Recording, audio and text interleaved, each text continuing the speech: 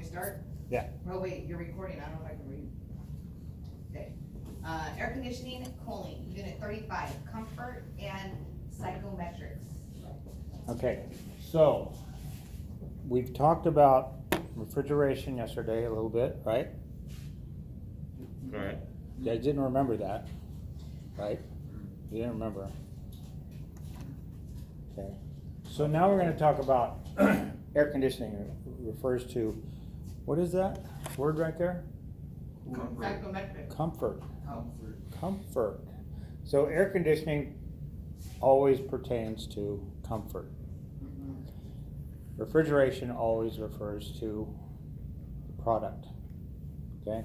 There's a difference. So we're gonna explore comfort.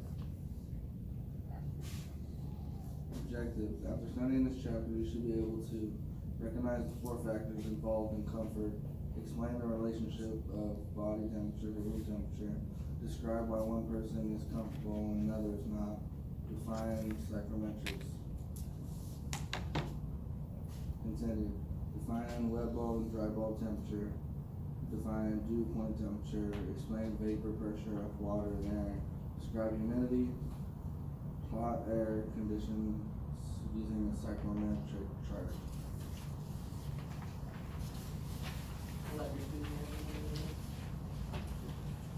Comfort. Describes a delicate balance of pleasant feeling in the body produced by its surroundings.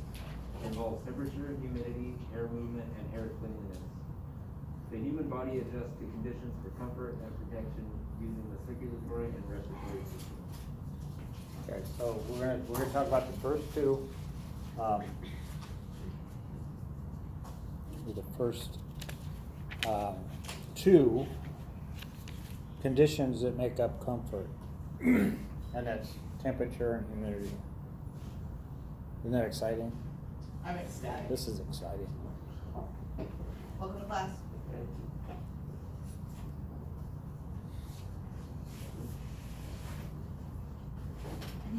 Food, energy, and the body. The body uses food to produce energy. Some energy is stored as fatty tissues. Some leaves as waste. Some leaves as heat. Some is used to keep the body functioning. The body needs to dissipate some heat, right? Some heat to its surrounding or it will overheat. The body must transfer heat to its surrounding at the correct rate to be comfortable. Wow. Heat transfer to and from the body. The body gives off and absorbs heat by conduction, convection, and radiation. Evaporation of I can't say that. Perspiration. Thank you. May be considered a 4th way. The body is comfort at rest in the surrounding of 75° Fahrenheit and 50% humidity with slight air movement.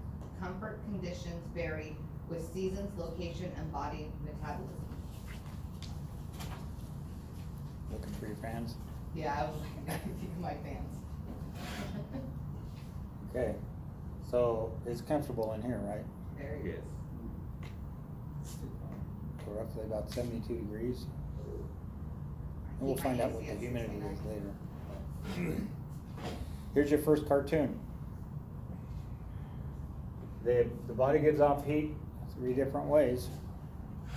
Could be a 4th way, perspiration, which includes evaporation. Okay. Isn't that exciting? Very. The comfort chart can be used to compare one comfort situation with another. Shows different combinations of temperature and humidity. The closer the pot falls to the middle of the chart, the more people will be comfortable at the condition. Different charts for summer and winter. Okay. The comfort chart, also known as the psychometric chart. I refer to it as, sometimes I refer to it as a psycho chart. Okay. You're going to learn how to plot all these different lines and figure out the conditions for the air. We're going to take air samples and we're going to plot them on the psychometric chart so you guys can see actually the difference. Okay? We'll do that in a while.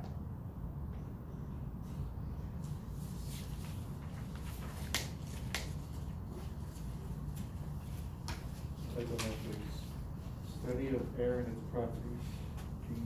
The air has weight and occupies space.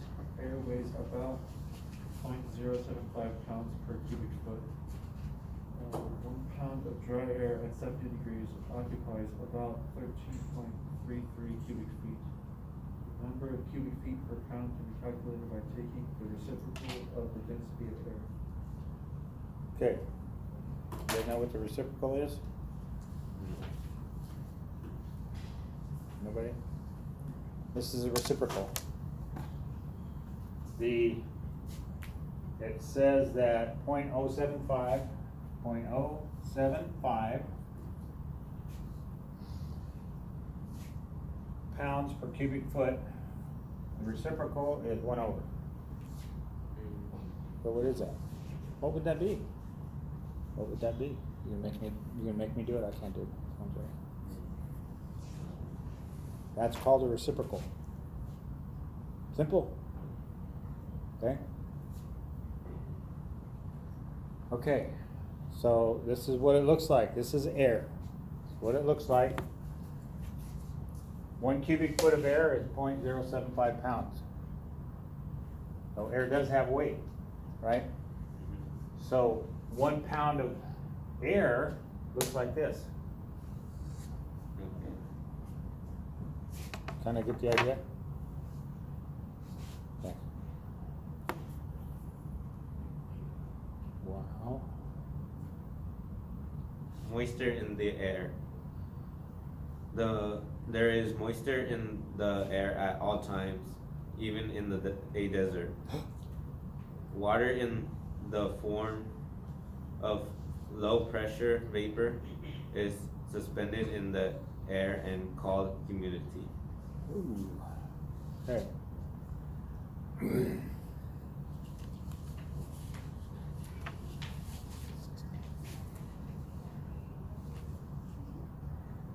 Absolute and relative humidity.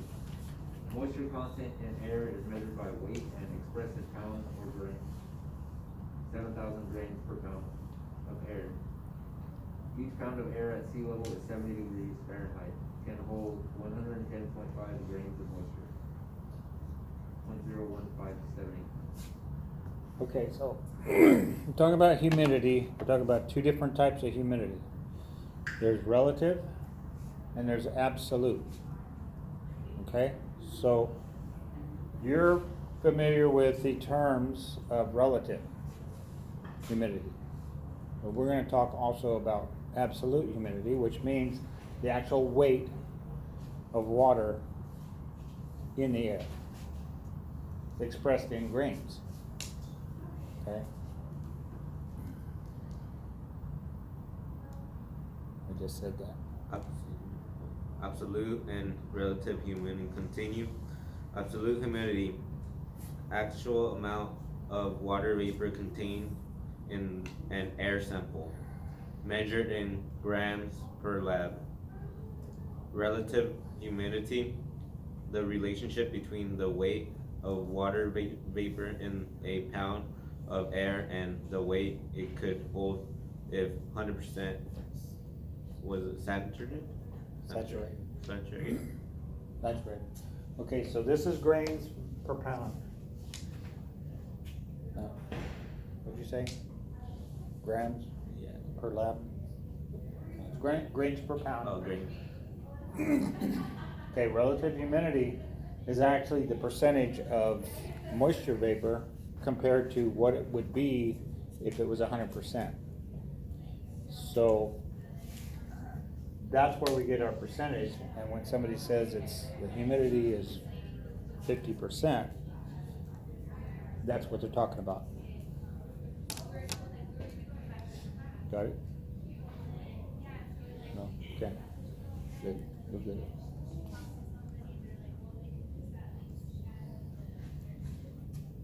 Superheated gases in air. Air is made of several different gases. 78% nitrogen, 21% oxygen, and 1% other gases. These gases are superheated several hundred degrees above the boiling point. Each gas exerts pressure independently of the others, and the total pressure of a gas mixture is the sum of each gas. Water will evaporate if water vapor pressure in air is lower than otherwise, and condense if it is high. Okay.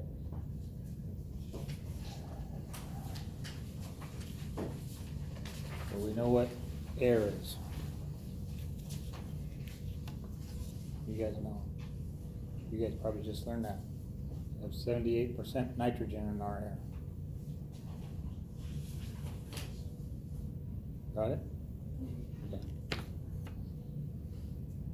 Dry bulb and wet bulb temperatures. Two types of temperature readings: dry bulb, which is sensible heat level of air, and wet bulb, which is accounts for moisture in air. Both readings obtained at the same time with sling psychrometer. The closer the readings, the higher the relative humidity. Saturation, the point at which the air is holding all the moisture it can. Okay, so what is an example of saturated air?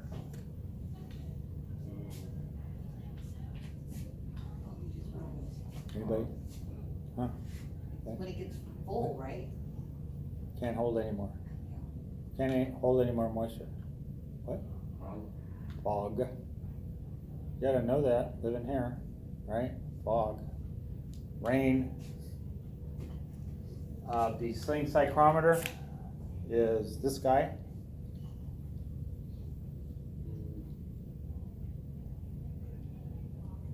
You guys are looking. You guys need to wake up. What? You guys need coffee? Right from yesterday, huh? Okay, so.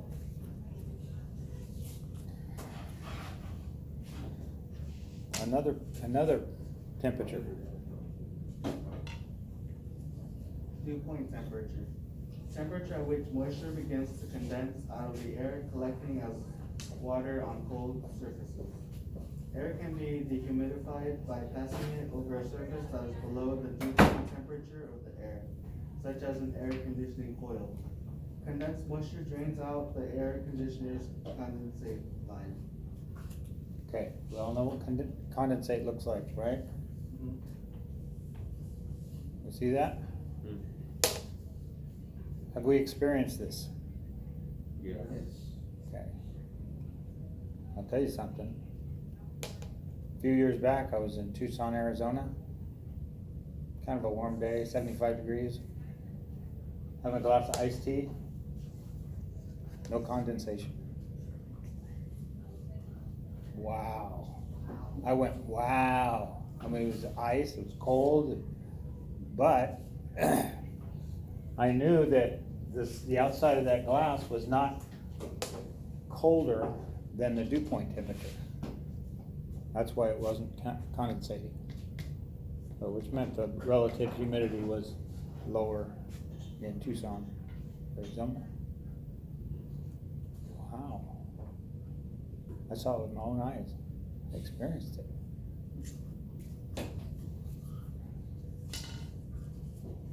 Oh, another word. Enthalpy. Enthalpy of air is measure of heat content in BTU per pound of air. Enthalpy is the total heat content of air and is made up of sensible and latent heat components.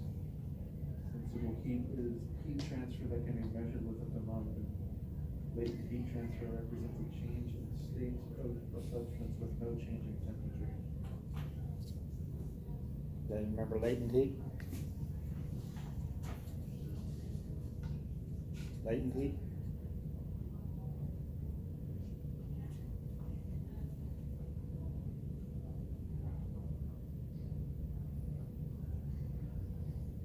The psychometric chart provides a graphic representation of air and its properties.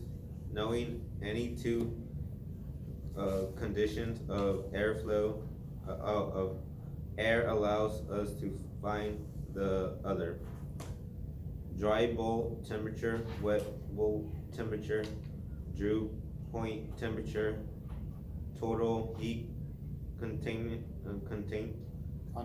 content of 1 lab of air, moisture content of 1 lab of air, relative humidity, and specific volume of air. Okay, that's pound. Knock yourself out, huh? Yeah, that happened. Okay, so LD means pound, okay? So the heat content per pound of dry air, we go back to the pound again. Everything's measured by pounds. So here is a psychrometer. This is a homemade one. You could make one your own. You can make one yourself. All it is 2 temperature sensors. One happens to have a wet sock on it. Okay, so what? I just find it funny what sock, just random. That's what it's called. It's a sock. So as water begins to evaporate, it takes the temperature of the air as that water evaporates. It's a lower temperature, so it's called the wet bulb temperature. And you know it's true because it's a cartoon. 63 and 75.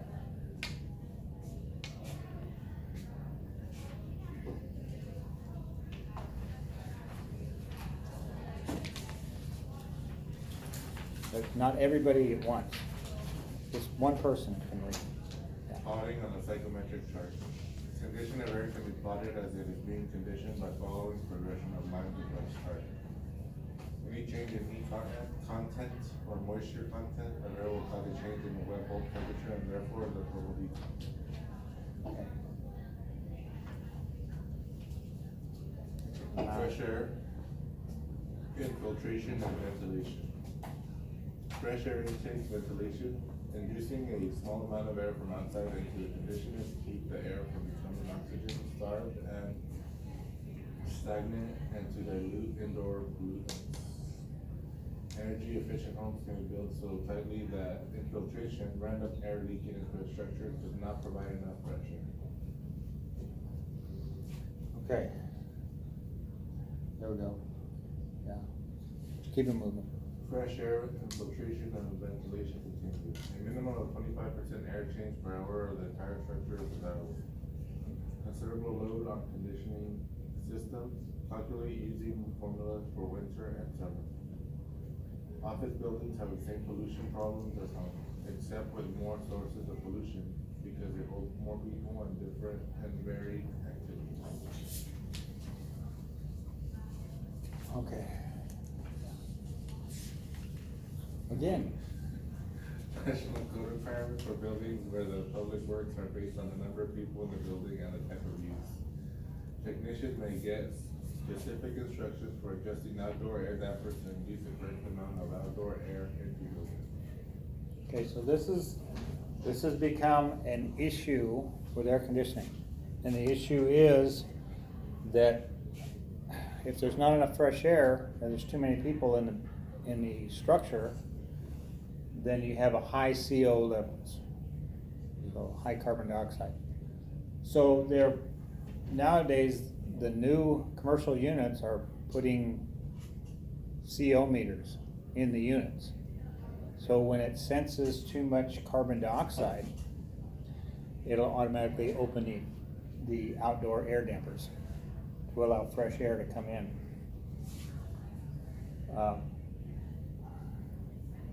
We commissioned Burlington Coat Factory out there on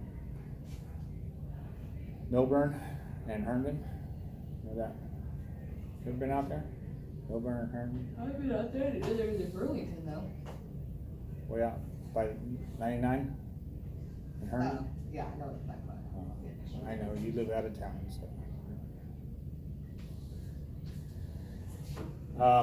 We went out there because their grand opening it was warm in the store. So we had to go out there and commission and go onto the system with a computer and see what the units were actually doing. And while we were up there, it was hot. It was 105 degrees or something like that when we were out there. We were up there, we noticed that the fresh air dampers were opening up all the way on some of the units. There's like about 12 units up there. And we're going, what the heck? And you'd see one unit open up, and then we looked around, we seen a couple more that were opened up. So what it was doing was it was sensing high carbon dioxide levels in the store, so to compensate, it was opening up the air dampers, 100%, dumping 105 degree air into the building, which is a problem. That's why the building was getting warm. What we should have done, or what we needed to do, was take the air dampers and modulate that air damper so it's not opening up 100%. So we need to reprogram the program so when it senses CO, it opens up the air dampers 10% and runs for about 10 minutes and see if there's a change. And if there's no change, it opens up to 25% or whatever, but not opening up full, especially with how hot a day it is. So Burlington Coat Factory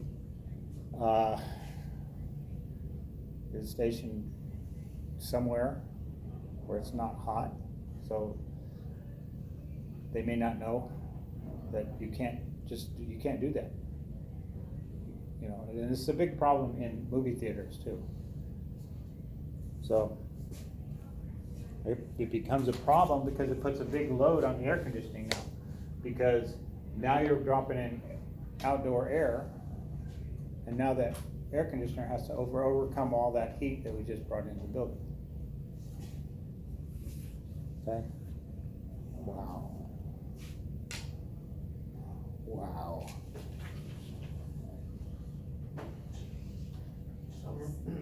Go ahead, no, go ahead. Okay, summary. Comfort is affected by air movement, humidity, air cleanliness, and temperature. Humans are considered to be comfortable when heat is transferred from the body to its surroundings at the proper rate. Summary continued. The body is close to comfortable at rest in surroundings of 95 degrees Fahrenheit and 50% humidity with slight air movement. Comfort charts are used to compare situations. Psychrometrics is the study of air and its properties. Summary continues. Density indicates how many pounds one cubic foot of a substance weighs. Specific volume is reciprocal of density. Moisture in the air is called humidity. Dry bulb temperature is the sensible heat level of air. Wet bulb temperature takes moisture content of the air into account. And last one. Dew point temperature is the point at which moisture begins to condense out of the air.